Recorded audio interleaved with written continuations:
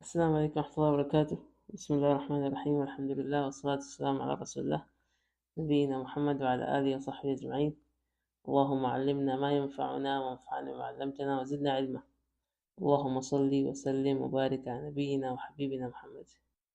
قال الله تعالى ولا تلقوا بأيديكم إلى التهلكة. آج ہم انشاءاللہ بات کریں گے کہ انسان کس طریقے سے گناہ کرنے کے بعد اپنے آپ کو ہلاکت سے بچا سکتا ہے. جس طریقے سے میں نے یہ آیت پڑھی کہ اللہ تعالیٰ نے فرمایا وَلَا تُلْقُوا بِأَيْدِيكُمْ إِلَى التَّهْلُكَةِ کہ اور تم اپنے ہاتھوں سے اپنے آپ کو ہلاکت میں نہ ڈالو.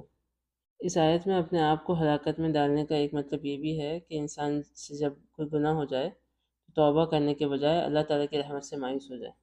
سیدنا نعمان بن بشیر اس آیت کی تفسیر کرتے ہوئے اس کا مطلب بتاتے ہوئے کہتے ہیں کہ آپ میں سے جس سے گناہ ہو جائے، اگر ہم میں سے کسی سے بھی کوئی گناہ ہو جائے تو اپنے آپ کو ہلاکت میں نہ ڈالیں، کہ یہ ہرگز نہ کہے کہ میری توبہ تو قبول نہیں ہوگی، بلکہ اللہ تعالیٰ سے توبہ کرے، استغفار کرے.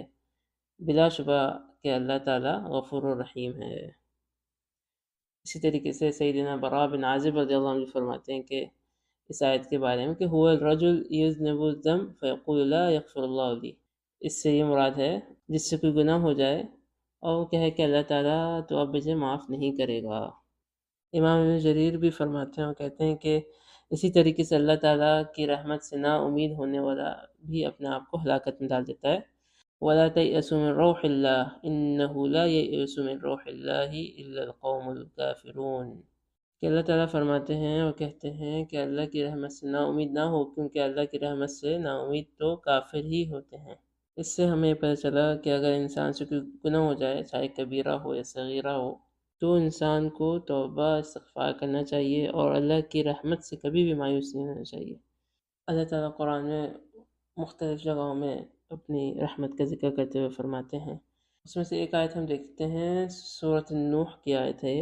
نوح علیہ السلام جب اپنے قوم کو بول رہے تھے کہ جب انہوں نے اپنے قوم کو پوری دن رات دعوت دی، قال رب انی دعوت قومی لیلا ونہارا فلم یزدہم دعائی الا فرارا، تو میری جو دعوت ہے یہ ان لوگوں کو سوائے دور کرنے کے بجائے کوئی فائدہ نہیں دی. وَإِنِّي كُلَّمَا دَعَوْتُهُمْ لِتَغْفِرَ لَهُمْ جَعَلُوا أَصَابِعَهُمْ فِي آذَانِهِمْ. یہ پورا واقعہ ہے کہ جب نوح اسلام بتا رہے ہیں کہ میں نے جب ان کو دعوت دی تو وہ لوگ اپنے انگلیاں اپنے کانوں میں ڈال دیتے تھے اور تکبر کرتے تھے اور سارے تھے. ثُمَّ إِنِّي دَعَوْتُهُمْ جِهَارًا ثُمَّ إِنِّي أَعْلَنْتُ لَهُمْ وَأَسْرَرْتُ، میں نے ان کو جہراً بھی دعوت دی، کھلے عام، اور سب کو الگ الگ جا کے اکیلے میں بھی دعوت دی. پھر نوح السلام کہتے ہیں کہ میں نے ان سے بولا کہ فَقُلْتُ اسْتَغْفِرُوا رَبَّكُمْ إِنَّهُ كَانَ غَفَّارًا. پھر وہ اپنے قوم سے کہتے ہیں اپنے رب سے اپنے گناہوں کی بخشش مانگو، معافی مانگو، وہ یقیناً بڑا بخشنے والا ہے. إِنَّهُ كَانَ غَفَّارًا. پھر کیا ملے گا تم لوگوں کو اس سے؟ تو آگے بتاتے ہوئے اس چیز کا استغفار کرنے کا فائدہ کیا ہے. استغفار سے 5 چیزیں بتائی. یرسل السماء علیکم مدرارا، پہلی چیز کیا ہوگی؟ وہ تم پر آسمان سے خوب بارشیں برسائے گا. دوسری اور تیسری چیز کیا ہے؟ وَيُمْدِدْكُمْ بِأَمْوَالٍ وَبَنِينَ، اور وہ تمہیں پیسے دے گا اور اولاد دے گا. چوتھی چیز ہے وَيَجْعَلْ لَكُمْ جَنَّاتٍ، اور تمہیں باغات عطا کرے گا، جنات مطلب باغ دے گا. وَيَجْعَلْ لَكُمْ أَنْهَارًا، اور تمہارے لیے چشمے اور نہریں نکالے گا. تو یہ سارا کچھ انسان کو ملا کیسے؟ استغفار کے ذریعے. استغفار کرنے سے یہ ساری چیزیں ہوتا ہے. اللہ تعالیٰ نے اپنے آپ کو بولا کہ انہ کان غفارا، وہ بہت غفار ہے. اسی طریقے سے کچھ اذکار بھی ہیں، اس اذکار کا خیال بھی کرے استغفار کے ساتھ ساتھ. معروف اذکار ہیں لیکن اس کا انسان خیال کرے. تھوڑے سے اذکار ہیں، زیادہ ٹائم بھی نہیں لگتا، اس کا اجر بہت ہے. کیا اجر ہے؟ سمندر کی جھاگ کے برابر گناہوں کی معافی. مختلف احادیث ہیں لیکن سب میں اجر ایک ہی ہے. کیا اجر ہے؟ کہ سمندر کی جھاگ کے برابر بھی گناہ ہوں گے تو وہ معاف کر دے گا اللہ تعالیٰ. پہلی حدیث ہے کہ اللہ کے رسول صلی اللہ علیہ وسلم فرماتے ہیں من قال سبحان اللہ وبحمدہ فی یوم 100 مرہ حطت خطایاہ وان كانت مثل زبد البحر. جس نے دن میں 100 مرتبہ کیا پڑھا؟ سبحان اللہ وبحمدہ، تو اس کے سارے گناہ معاف کر دی جائیں گے چاہے وہ سمندر کی جھاگ کے برابر کیوں نہ ہو. ایک اور حدیث میں رسول صلی اللہ علیہ وسلم فرماتے ہیں کہ من سبح اللہ فی دبر کل صلاۃ 33 وحمد اللہ 33 وکبر اللہ 33، جس نے ہر نماز کے بعد 33 مرتبہ سبحان اللہ، 33 دفعہ الحمدللہ اور 33 دفعہ اللہ اکبر کہا، یہ کتنے ہو گئے؟ یہ 99 ہو گئے۔ اور 100 پورا کرنے کے لیے کیا کہے؟ لا الہ الا اللہ وحدہ لا شریک لہ لہ الملک ولہ الحمد وہو علی کل شیء قدیر۔ تو کیا ہوگا؟ غفرت خطایاہ وان کانت مثل زبد البحر، تو اس کے گناہ معاف کر دیے جائیں گے چاہے وہ سمندر کی جھاگ کے برابر کیوں نہ ہوں۔ تو یہ عمل ہمیں کرنا چاہیے۔ نماز کے بعد کا عمل ہے یہ، نماز کے بعد کے اذکار میں سے یہ ایک ذکر ہے جس کا اجر اتنا عظیم ہے، اور ہمیں اس کی پابندی کرنی چاہیے، اور زیادہ ٹائم بھی نہیں لگتا اس ذکر کو کرنے میں۔ پہلا والا کیا تھا؟ پہلا والا تھا سبحان اللہ وبحمدہ، جس نے 100 مرتبہ کہا۔ دوسرا والا نماز کے بعد کے اذکار جو ہوتے ہیں، جس میں 33 دفعہ سبحان اللہ، 33 دفعہ الحمدللہ، 33 دفعہ اللہ اکبر، اور ایک دفعہ لا الہ الا اللہ وحدہ لا شریک لہ لہ الملک ولہ الحمد وہو علی کل شیء قدیر۔ تیسری حدیث میں آتا ہے کہ عبداللہ بن عمر سے یہ مروی ہے، ما علی الارض احد یقول، زمین پہ جو کوئی بھی ہے وہ اگر کہے، کیا کہے؟ لا الہ الا اللہ اللہ اکبر ولا حول ولا قوت الا باللہ، تو اس کے گناہ بخش دیے جائیں گے اگرچہ کہ وہ سمندر کی جھاگ کی طرح ہو۔ یہاں پہ کون سا ذکر آیا؟ یہاں پہ آیا لا الہ الا اللہ واللہ اکبر ولا حول ولا قوت الا باللہ۔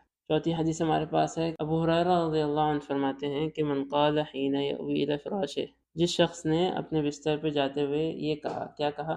لا الہ الا اللہ وحدہ لا شریک لہ لہ الملک ولہ الحمد وہو علی کل شیء قدیر، سبحان اللہ وبحمدہ، لا الہ الا اللہ اللہ اکبر، تو اس کے گناہ معاف کر دی جائیں گے چاہے وہ سمندر کی جھاگ کے برابر کیوں نہ ہو۔ اور آخری میں ہمارے پاس ہے، ابو سعید خدری رضی اللہ عنہ فرماتے ہیں، جس شخص نے یہ کلمات 5 دفعہ کہے، استغفر اللہ العظیم الذی لا الہ الا هو الحی القیوم واتوب الیہ، تو اس کے گناہ معاف کر دی جائیں گے چاہے وہ سمندر کی جھاگ کے برابر کیوں نہ ہو۔ طيب یہ ساری اذکار جو ہیں انشاءاللہ یہ میں آپ کو شیئر کر دوں گا گروپ میں انشاءاللہ۔ اس میں یہ ذہن میں رکھیں کہ شروع کے 2 جو ہیں وہ ہم نے نبی صلی اللہ علیہ وسلم کی طرف حدیث مرفوع ہے کہ انہوں نے کہا، اور آخری کے 3 جو ہیں، ایک عبداللہ بن عمر نے کہا، دوسرا ابو ہریرہ نے کہا، اور تیسرا ہے ابو سعید خدری رضی اللہ عنہم اجمعین، انہوں نے کہا۔ تو آخری کے 3 مرفوع نہیں ہیں نبی صلی اللہ علیہ وسلم تک، لیکن صحابی کے اقوال میں سے ہیں۔ شروع کے 2 حدیث جو ہیں وہ نبی صلی اللہ علیہ وسلم کی احادیث میں سے ہیں۔ تو ہمیں ان اذکار کو یاد کرنا چاہیے، اور روزانہ کا معمول بنانا چاہیے کہ کس طریقے سے انسان ان اذکار کو پڑھے اور اپنے گناہوں سے معافی مانگے۔ تو ہم نے شروع میں کیا لیا کہ انسان توبہ استغفار کرے، اللہ کی رحمت سے مایوس نہ ہو، اور اس کے ساتھ ساتھ وہ ایسے اذکار کا بھی خیال کرے جس سے سارے گناہ معاف ہو جاتے ہیں۔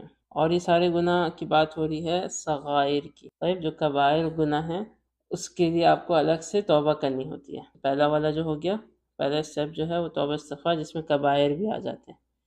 آپ کبیرہ گناہ جو کیا اس کو تعین کر کے بولیں کہ میں اس گناہ سے معافی توبہ مانگتا ہوں اللہ تعالیٰ، میں اب نہیں کروں گا ایسے۔ اور جو صغائر ہیں وہ تو ان سے ہو جاتے ہیں، جو صغائر ہوتے رہتے ہیں انسان سے، جس کا کبھی کسی کو اندازہ بھی نہیں ہوتا، تو وہ تو ان اذکار سے ہو جائیں گے انشاءاللہ۔ تب سے یہاں پہ ہم رکتے ہیں انشاءاللہ۔ جزاک اللہ خیر، ہمیں اللہ تعالیٰ جو سنا ہے اس پہ عمل کرنے کی بھی توفیق عطا فرمائے۔ اور یہاں پہ آخری میں ایک چیز کہ ہم الحمدللہ 8ویں رمضان تک پہنچ گئے ہیں، تقریباً 1/3 رمضان مکمل ہونے والا ہے کچھ دنوں میں۔ تو یہ جو میں احادیث جمع کر کے آپ لوگوں کو بتا رہا ہوں، میں بس جمع کرتا ہوں اور آپ لوگوں کو بتاتا ہوں، تو اس میں انسان اپنے لیے، سب سے پہلے میں اپنے لیے یہ رکھتا ہوں کہ میں بھی اس پہ عمل کروں، آپ لوگوں کو بتاؤں، اور ساتھ ساتھ میں بھی اس پہ عمل کروں۔ اور آپ لوگوں کو بھی چاہیے کہ آپ لوگ بھی اس کو صرف سنیں نہیں، ساتھ ساتھ عمل بھی کریں، کیونکہ سارا مقصد کیا ہے، فروٹ آف دس کیا ہے، یہاں پہ ہم کیوں یہ سب کر رہے ہیں، وہ یہ ہے کہ ہم اس پہ عمل کریں۔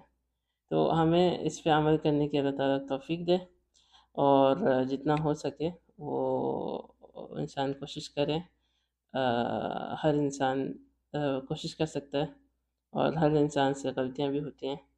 کل بنی آدم خطاء وخیر الخطاؤن التوابون.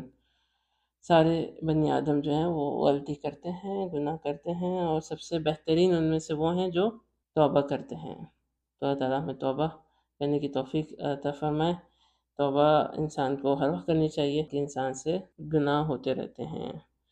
یہاں پہ ہم رکتے ہیں انشاءاللہ. جزاک اللہ خیر. سبحانک اللہم وبحمدک نشہد ان لا الہ الا انت نستغفرک ونتوب الیک. والسلام علیکم ورحمۃ اللہ وبرکاتہ.